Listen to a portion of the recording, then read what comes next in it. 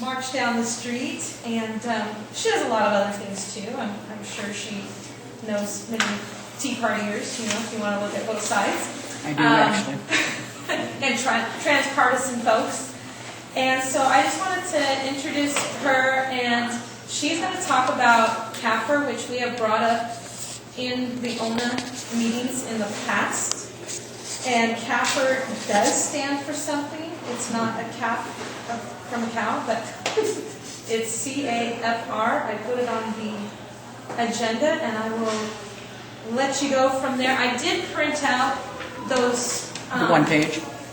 papers if that would help, because it would give people a reference of like web links and so forth, so that they can do their own research. And I also believe I put my email, so if anybody has any questions, you can get a hold of me. Okay. A lot of this that I'm presenting tonight is original research, and the basic principles have been known for about 20 years, but rather suppressed. And then I've taken them and run with them with the local budgets. The sense that I got from some of the questions that were asked, that it seems that people here have some idea of what's going on, and it's not always what the bureaucrats are attempting to portray it as. I'll just mention briefly a lot of the problems that you had brought out about their TOD zones and this sort of thing. I actually, for example, saw a city in North Carolina. It was like 35 miles away from where I lived in Asheville, North Carolina, out in the mountains, the western part of North Carolina, called Waynesville. And Asheville, where I lived, had all these Walmart wars. People didn't want the Walmart there, and there were these big wars and everything, and different things wanted to come into different zoning areas, and it was all zoning. Whereas Waynesville, in my opinion, which just had about a tenth of the population that Asheville had, was highly intelligent. And what they did was they had a young visionary city planner, and he just let the people come to 10 different meetings. He and the staff divided the city, which was very different, into 10 different areas that were totally different. Some were like mountain coves, some were like right on the river, some were like commercial, some would be like farming. And he had as many people who wanted to show up several nights in a month, and he had each area devise its own plan according to what the people wanted right in that area, who were right on the ground living there, and it was totally participatory.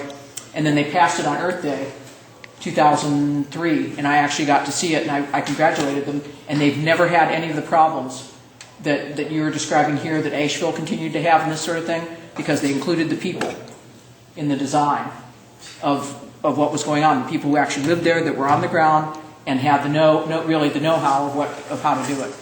So a lot of this could be alleviated if you had if our government was truly democratic and participatory, which it isn't. And the zoning laws are one of the ways that they manipulate these sorts of things. Now, analogous to this is what they do with the money.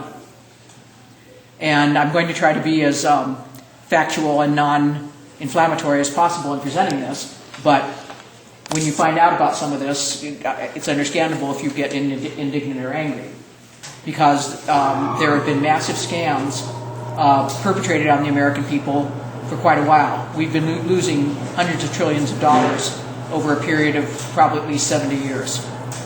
And you're not hearing about it in the mainstream media, because the same people who are pulling the fraud also have concentrated the media.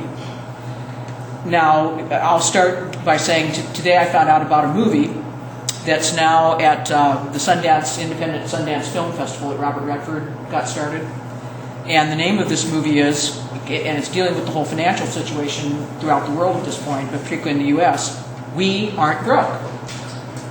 And that might as well be the title of what I'm going to talk about, and this filmmaker who was on Democracy Now! Today was talking about was proportional corporate taxation, which is an allied issue to what I'm going to mention.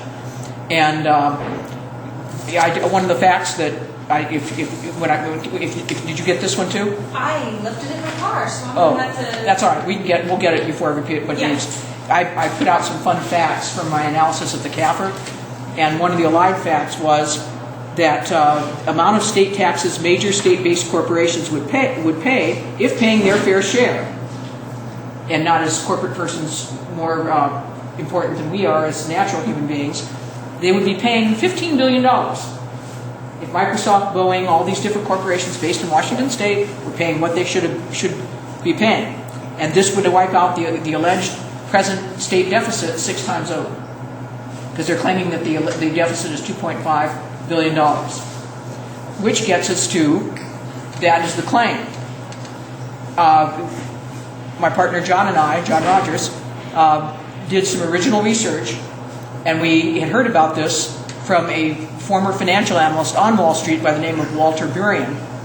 And Burien in the early 90s discovered that, and much to his chagrin and amazement, that the government at all levels, we're talking about, at the moment we're talking about from the state level on down to the local levels of government.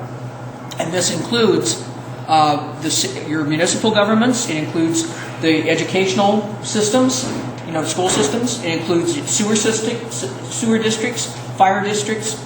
The majority of them keep 2 sets of books. And this has been going on, it started in the 30s, but it really got rolling after the Second World War, the mid-40s. And in the 80s, they actually changed the accounting so instead of doing carryover accounting where a certain amount of money went into the next year, they went into zero-based accounting, where the money you just start again, which is very deceptive, and you're going to see why in a second. What they claim, usually as the quote budget, is what they want you to think they have. And that's only usually about on average 1/3 of the tax and other types of revenues that they have collected. 2/3 of the money is in, and this is where we get the CAFR, the Comprehensive Annual Financial Report, which generally represents about 2/3 of the entire revenues, and it's usually hidden in the government document, the budget document. But it's actually where all of the monies are located. And many of these monies are in the dedicated funds, the pension funds, the educational trusts, funds of this type. And here's the key to all this, that are in corporate Wall Street investments. They don't want you to know, particularly at this point when people are waking up, that at least 2/3 of your tax money is being taken and gambled away in corporate Wall Street investments in institutional investment houses owned. Yeah, were you going to say something, Tamara?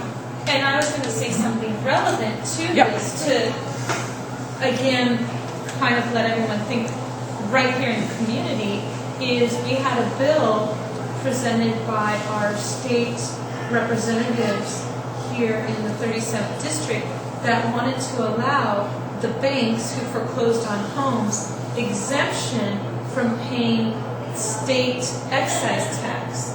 And also our representatives here in the 37th district wanted to provide some sort of incentive for the nonprofit organizations in housing purchases, which wouldn't give us, I would say we're all normal people here, people an advantage, but the nonprofit entities an advantage in relation to what our housing director was saying.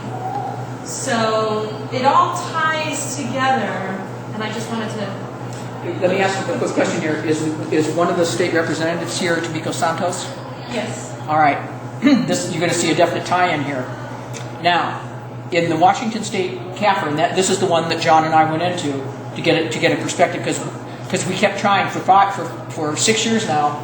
I've known about this when I heard a broadcast with Walter Burien, who, God bless him, he's been really courageous. He's had the federal government come down and take his whole family away from him. He's been broken. He can't find work at this point because he came out and revealed this whole scam that's been going on within the government. He's not a very good communicator. He's not terribly gracious. He's hard to work with. And he doesn't explain it that well, so it hasn't gotten out that much. So I tried working with him. That didn't work very well. It doesn't work for most people. So I've been trying to get people in Washington State that are in the financial field, like bankers, financial analysts, accountants, para-accountants, bookkeepers, to go into some of the CAFRs, the Comprehensive Annual Financial Reports of these government entities, and do a financial analysis and find out how much money is actually in